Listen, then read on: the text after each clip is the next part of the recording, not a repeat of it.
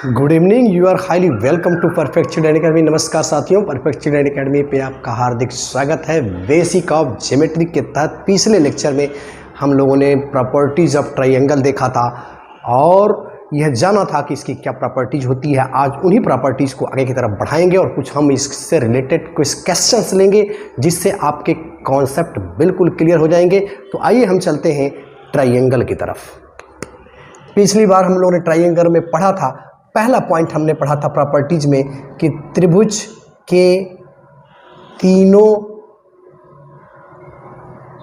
अंतः कोणों का योग 180 अंश होता है। यह बात पिछले लेक्चर में हम लोगों ने बातें की थी। जैसे कोई भी ट्रायंगल हम ले लें, जैसे ये देखिए, ये हमारा ये त्रिभुज है, तो इसके तीनों अंतः कोणों को जब हम जोड़ेंगे, जैसे ए बी सी, हम तीनों को जोड़ लें तो हर हाल में 180 अंश ही होगा। इस बात को ध्यान में रखिएगा।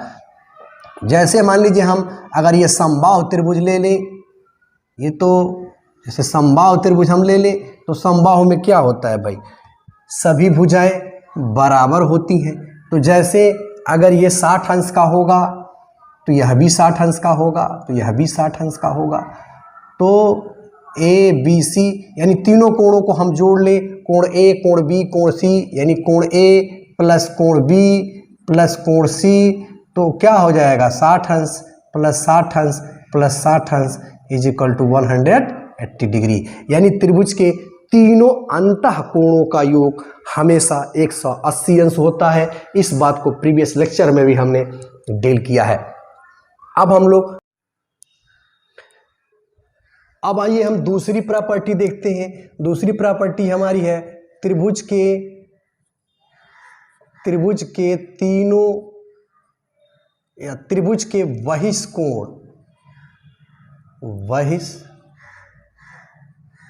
कोणों का मान 360 अंश होता है। यह भी जानते हैं।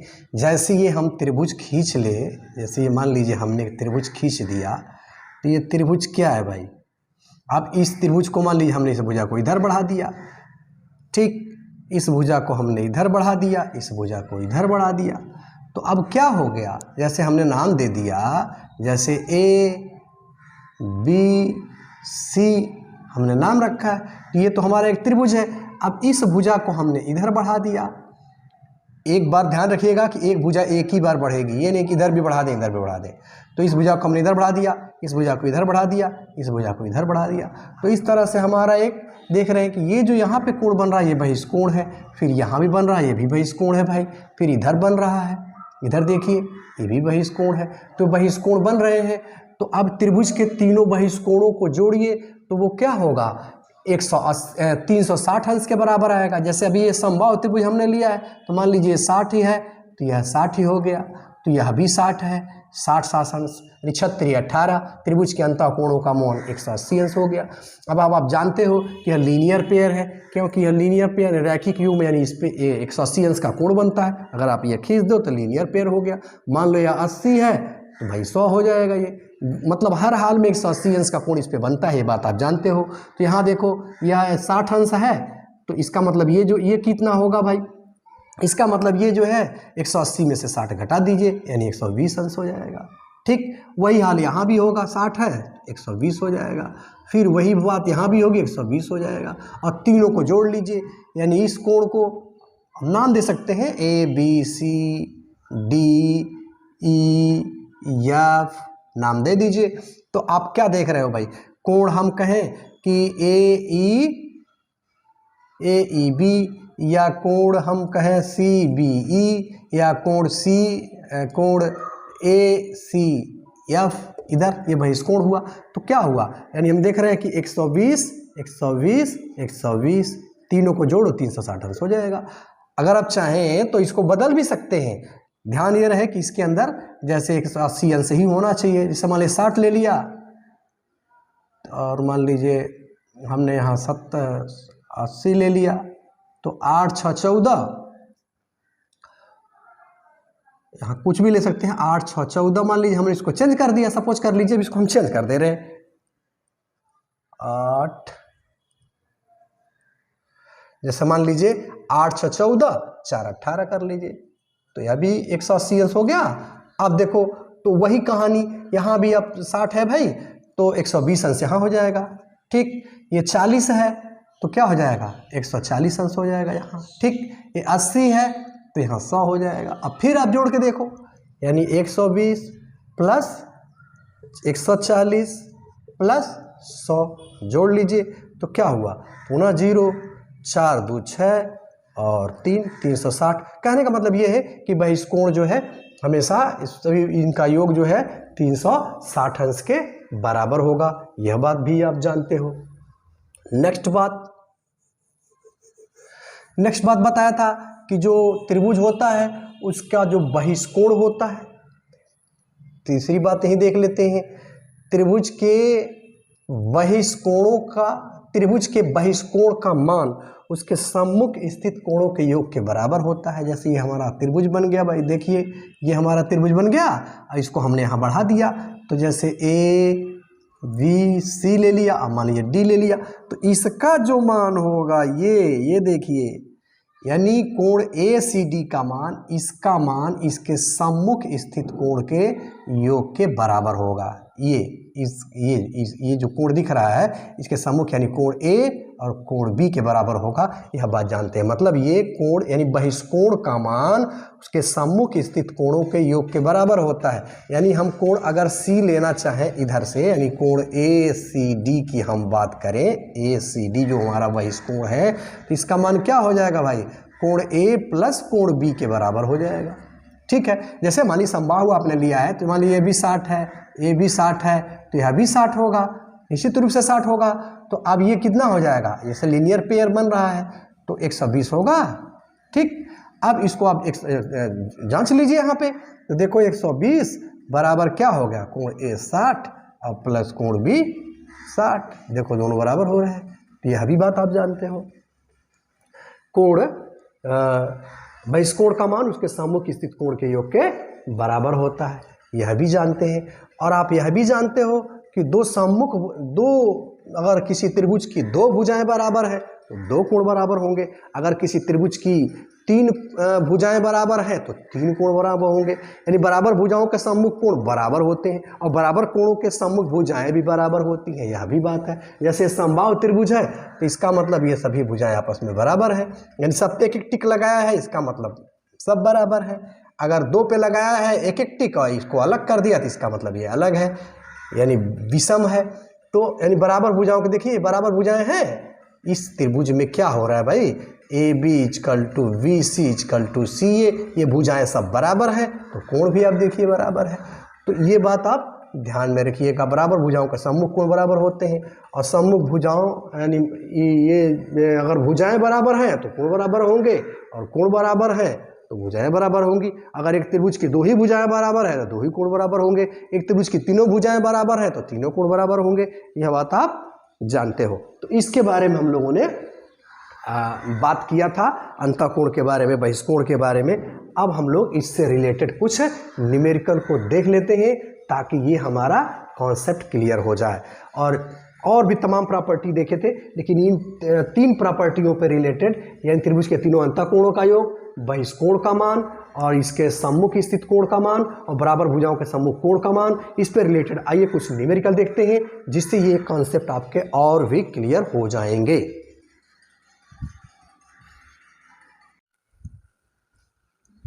अब आइए हम लोग इन त्रिभुजों के गुणों के आधार पे कुछ सवालों को देखते हैं जिससे आपके कॉन्सेप्ट और भी क्लियर हो जाएंगे। जैसे एक सवाल है, एक त्रिभुज के 2 कोण क्रमशः 50 अंश तथा 60 अंश है, तो त्रिभुज का तीसरे कोण का मान बताइए। तो हम जानते हैं कि त्रिभुज के तीनों अंतःकोणों का मान 180 अंश होता है। तो अब एक दिया है मान लीजिए 50 अंश और प्लस एक अंश 50 अंश प्लस दूसरा 60 अंश प्लस हमने तीसरा मान लिया x इक्वल टू 180 डिग्री, तो 6 5 11 110 अंश ये हो गया, plus x equal to 180 degree. और क्या हो जाएगा, x इक्वल टू 180 में से हम 110 घटा देंगे तो क्या बन गया भाई, 70 अंश हो गया। तो इस तरह से त्रिभुज के तीनों अंतः कोणों के आधार पे आप इसको निकाल सकते हैं। एक और सवाल देखते हैं, जैसे यहां देखें, यदि कोण ए का मान x धन 10 अंश, कोण सी का मान x धन 20 अंश, तो कोण बी वाले सी का मान दे दिया है, बी का पूछ रहा है। यही त्रिभुज के तीनों अंतः कोणों का मान 180 अंश होता है, इसी के आधार पर लगा लीजिए। तो कोण ए का मान यहां देखिए, यानी कोण ए धन कोण बी धन कोण सी इजकल टू 180 डिग्री। त्रिभुज के तीनों अंतः कोणों का मान 180 अंश होता है। इसको आप देखिए, कोण ए का मान दिया है x प्लस 10 लिख दो भाई, और कोण बी का मान लीजिए x हमने दिया है, और कोण सी का मान लीजिए x धन 20 दिया है इजकल टू 180 डिग्री। तो क्या x एक जाति के हैं, एक साथ जोड़ दिए जाएंगे, और 10 20 10 30 हो जाएगा इजकल टू 180 डिग्री। तो 3x इजकल टू, आप इधर जानते हैं कि जब इधर जाएगा पक्षांतर होगा तो उसका मान ऋण में हो जाता है, यह भी आप जानते हो। तो ऋण 30 हो जाएगा, यानी यह हो जाएगा 150 अंश हो जाएगा भाई। तो 3x इजकल टू 150 डिग्री, और x बराबर जानते हो ये इधर जाएगा तो इसका बटा हो जाएगा, इसका पैर दबाने लगेगा, 3 हो गया, 3 पछे 15, यानी 50 अंश x की वैल्यू आ गई। अब किसी का भी पूछे, इसका पूछता है तो 50 अंश हो गया भाई, ठीक है।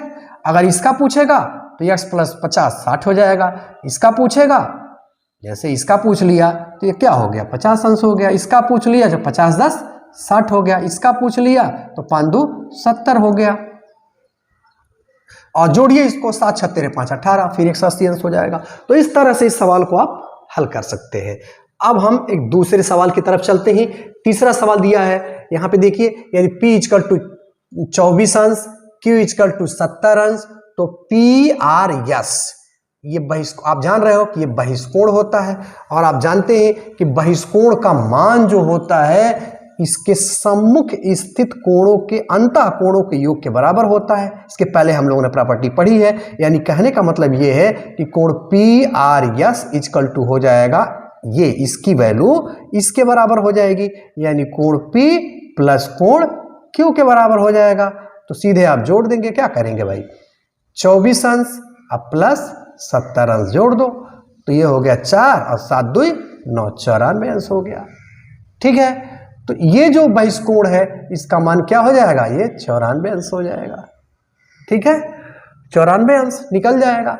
और आप जानते हो अगर इसका निकालना चाहे तो 24 70 आपने जोड़ा तो ये क्या हुआ 94 आया, और 180, अरे 180 में से आप 94 घटा दो तो 6 6 10 का 89, 1 9 1 10, यानी क्या हुआ 10 में से 4 जा 6, और यहाँ 17 17 9 8, यानी 86 अंश हो गया। तो इसका मतलब ये 86 अंश हो जाएगा।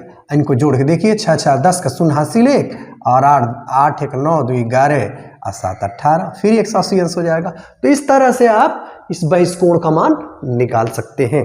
अब हम चलते हैं नेक्स्ट सवाल की तरफ। अब आइए इसको देखते हैं, इस सवाल को देखिए, ये तो आप समझ गए। अब हम लोग चलते हैं नेक्स्ट सवाल की तरफ।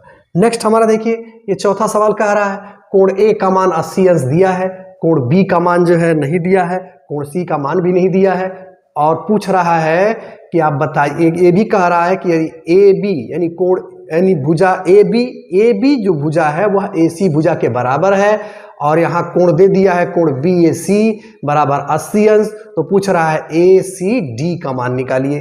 तो अभी आपने देखा कि ए सी डी को निकालना है, या बहिष्कोण है, यह भी तो बहिष्कोण है भाई। तो ये बहिष्कोण का मान इस सम्मुख कोणों के बराबर होता है, यानी कोण ए आपको मालूम है, कोण बी पता चल जाए तो हमारा काम चल जाए, या ये पता चल जाए तो ये भी चल जाए।